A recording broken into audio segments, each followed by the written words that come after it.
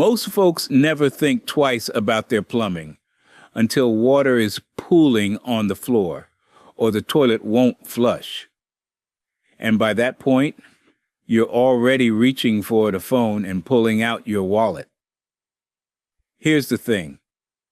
After 3 decades of working on every kind of plumbing system you can imagine, I can tell you that plumbers stay busy not because plumbing is mysterious, but because homeowners keep making the same handful of mistakes over and over again. Today, I'm walking you through 6 of the most common ones, the very mistakes that keep plumbers booked solid all year long. Stick around for number 5, because that one trips up even people who think they know what they're doing. And the bonus tip at the end is something most homeowners have never even considered. The first mistake on our list is ignoring slow drains until they become full clogs. And this one is far and away the biggest moneymaker for plumbers across the country. Here's how it usually goes. You notice the bathroom sink is draining a little slower than usual. Maybe the shower water pools around your ankles for a minute before it disappears. It's not a big deal, right? You can still use the sink. The shower still drains eventually, so you ignore it. A week goes by, then a month, then 3 months. And then one morning you turn on the faucet and the water just sits there staring back at you. Now you've got a full blockage. And what started as a little bit of soap scum and hair near the top of the drain has turned into a dense, compacted plug deep inside your pipe. At that point, a basic drain snake might not even reach it. You're looking at a professional coming out with a powered auger or even a hydrojetting machine, and that visit is going to run you anywhere from $150 to $400. Sometimes more if the blockage has gotten far enough into your main line. The fix is embarrassingly simple. When you first notice a drain slowing down, that's your signal to act. Pick up an inexpensive drain snake, sometimes called a drain auger, from any hardware store. A basic 25-foot hand crank model costs about $15 to $30. Feed it into the drain, crank it slowly, and you'll pull out the gunk that's starting to accumulate. For bathroom sinks, sometimes all you need to do is remove the pop-up stopper and pull out the hair wrapped around it. That takes about 60 seconds.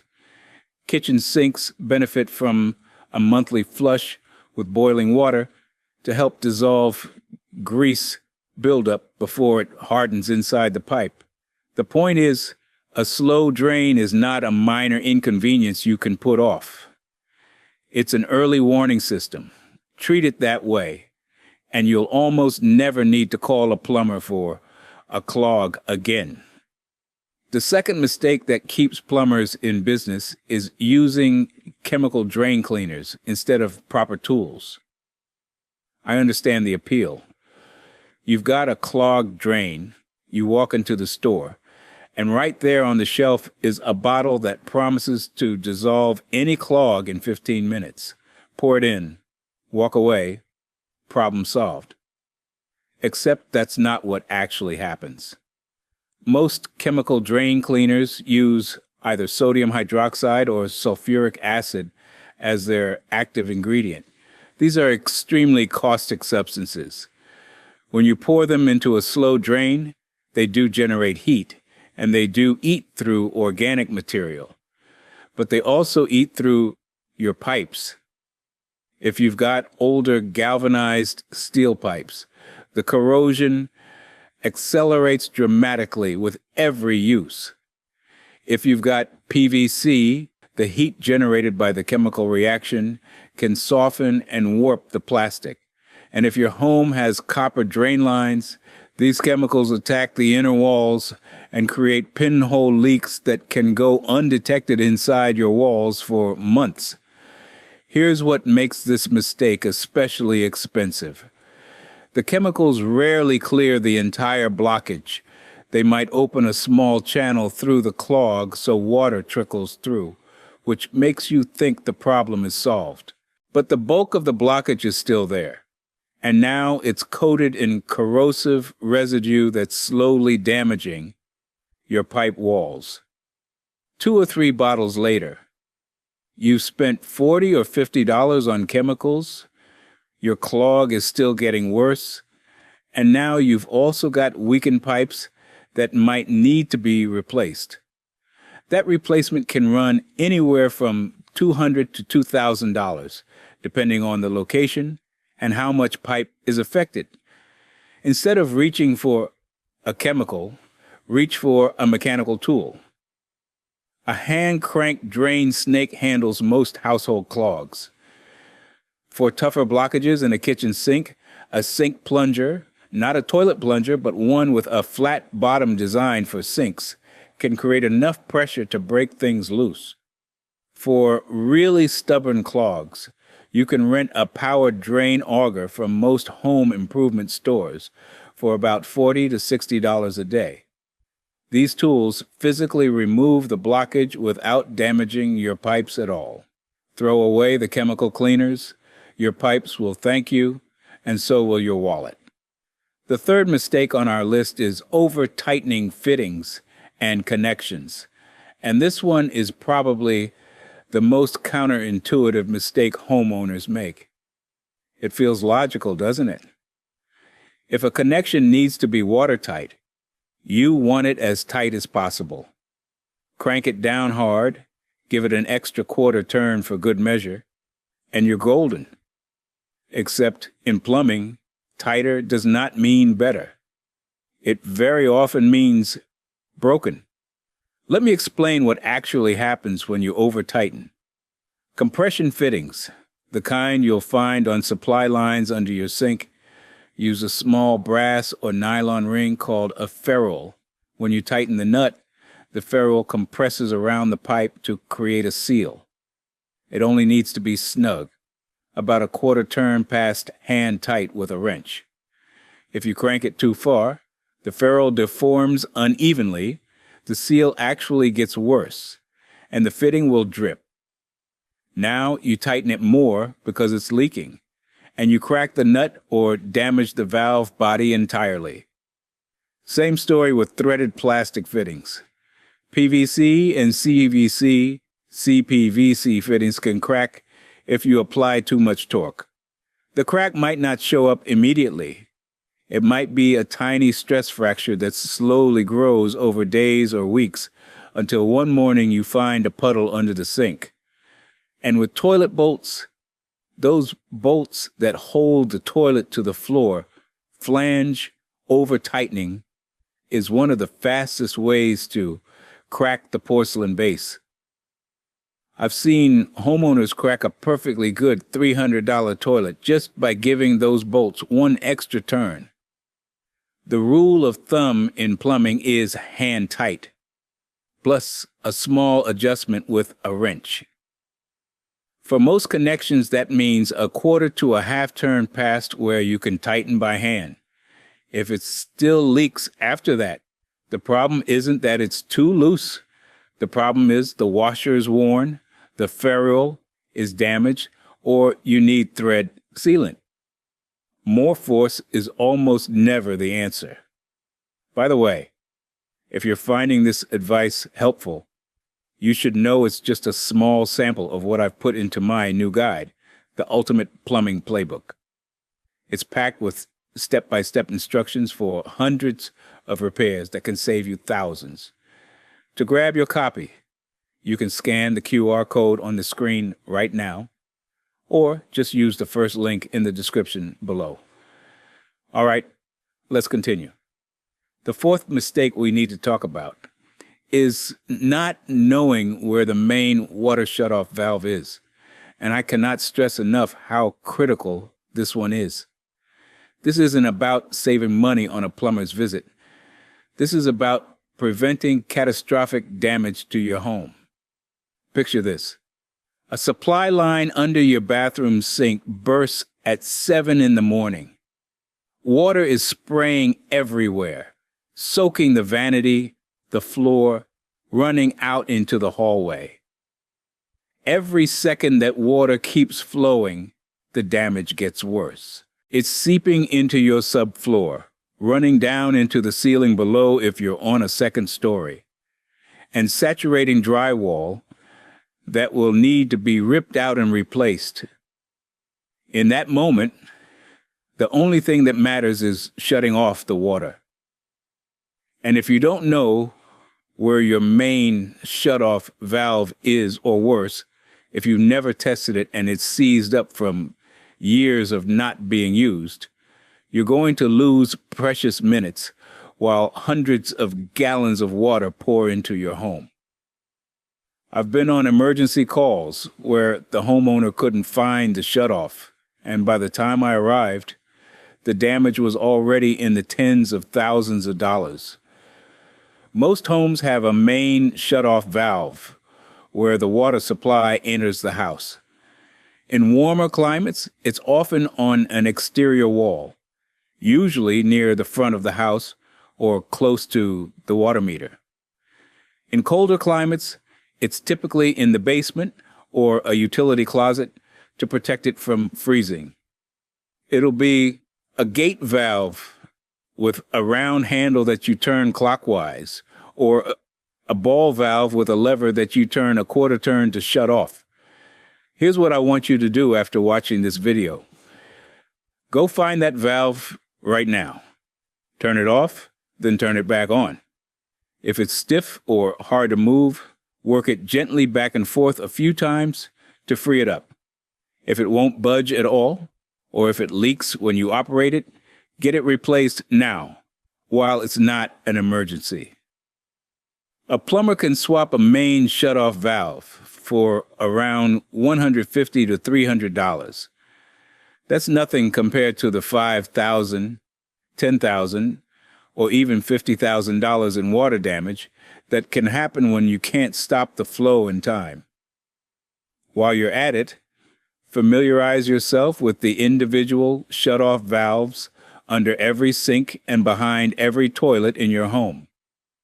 Those little valves let you isolate a single fixture without shutting off water to the whole house. Test those too. 5 minutes of checking now can save you from a nightmare later. The fifth mistake that keeps plumbers coming back is misusing or skipping plumber's tape and thread sealant. And this is the one that tricks even experienced do-it-yourselfers. Plumber's tape, which most people call Teflon tape, though the generic term is PTFE tape, is that thin white tape you wrap around threaded pipe connections before screwing them together. It fills in the tiny gaps between the threads to create a leak-free seal. Simple enough, right? But there are 3 ways homeowners mess this up, and all 3 lead to leaks. The first and most common mistake is wrapping the tape in the wrong direction. This matters more than you might think. You need to wrap the tape clockwise around the male threads when you're looking at the end of the pipe head on. That way, when you screw the fitting on, the rotation tightens the tape into the threads. If you wrap it counterclockwise, the tape bunches up and peels off as you thread the connection together, and you end up with almost no sealing at all. The second mistake is not using enough wraps. 1 or 2 passes is not enough. You want at least 3 to 4 wraps around the threads, keeping the tape snug and overlapping slightly with each pass. Pull it tight so it conforms to the thread pattern. You should be able to see the outline of the threads through the tape when it's applied correctly. The third mistake is using plumber's tape where you should be using pipe joint compound instead, or vice versa. Here's a simple rule. White PTFE tape works great on most standard water supply connections with tapered threads. But for gas line connections, you must use yellow gas-rated tape, which is thicker and specifically approved for gas. For larger connections or connections that might need to be disassembled later, many professional plumbers prefer pipe joint compound, sometimes called pipe dope, because it lubricates the threads and allows for a tighter fit. And here's one thing a lot of homeowners don't realize. Some connections don't use tape or compound at all. Compression fittings and connections with rubber washers or O-rings are designed to seal without any tape. Adding tape to these connections can actually prevent them from seating properly and cause the very leak you're trying to avoid. When in doubt, check whether the threads are tapered or straight. Tapered threads, which get narrower toward the tip, are designed to seal with tape or compound. Straight threads rely on a washer or gasket and should be left bare. The sixth and final mistake on our list is treating the toilet like a trash can, and plumbers absolutely love this one because it keeps them busier than almost anything else. I say that with a smile, but the truth is this mistake can lead to some very expensive and very unpleasant situations. Here's the reality. Your toilet and the drain line connected to it are designed to handle exactly two things: human waste and toilet paper. That's it. Toilet paper is specifically manufactured to break apart quickly when it gets wet. It starts dissolving almost immediately once it hits the water, which allows it to flow smoothly through your 3-inch or 4-inch drain pipe and out to the sewer or septic system. Everything else, and I mean everything, is a gamble. The biggest offender is so-called flushable wipes. I need to be very direct about this. Flushable wipes are not truly flushable. Yes, they'll go down the toilet. A golf ball will go down the toilet too, but that doesn't mean you should flush it. These wipes do not break down like toilet paper.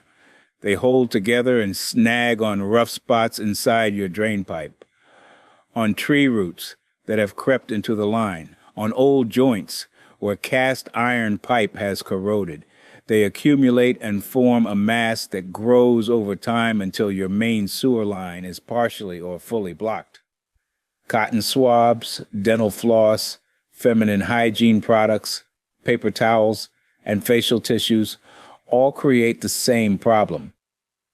Paper towels are especially deceptive because they look similar to toilet paper, but they're engineered to be strong when wet, which is the exact opposite of what you need going through your plumbing. A clogged toilet is one thing. You can usually handle that with a good flange plunger. But when these items make it past the toilet and into your main sewer line, you're looking at a professional sewer cleaning that starts around $250 and can exceed $1,000 if the line needs to be scoped with a camera and mechanically cleared.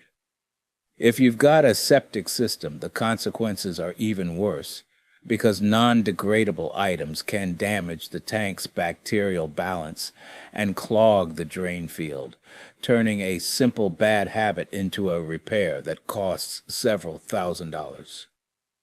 Put a small wastebasket next to every toilet in your house. It's the cheapest plumbing protection you'll ever invest in.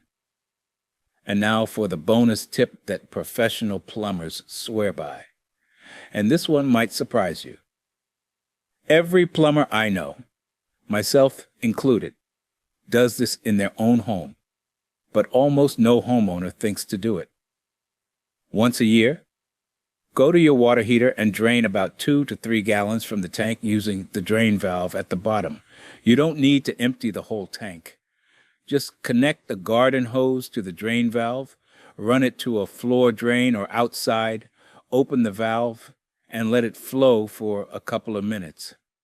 What comes out will probably look rusty or cloudy, And that's exactly the point. That sediment is calcium, minerals, and grit from your water supply that has settled at the bottom of the tank. Over time, it builds into a thick layer that sits right between the burner and the water it's trying to heat. Your water heater works harder, your energy bills creep up, and the tank itself deteriorates from the inside out. A 40 or 50-gallon tank that should last 12 to 15 years might only make it 7 or 8 because of sediment buildup. This simple 2-minute flush once a year extends the life of your water heater, keeps it running efficiently, and saves you from the $3,000 to $5,000 surprise of an early replacement. Every plumber knows this. Now you do too. Before you go, I want to make sure you know about my complete guide, the Ultimate Plumbing Playbook. It goes way deeper than we can in a single video, with 85 pages covering everything from clearing any clog to replacing your own water heater. If you want to stop wasting money on simple fixes, this book is for you. Just scan the QR code on the screen or click the link in the description to get your copy. Thanks for watching. And if you haven't already, make sure you hit that subscribe button so you don't miss the next one.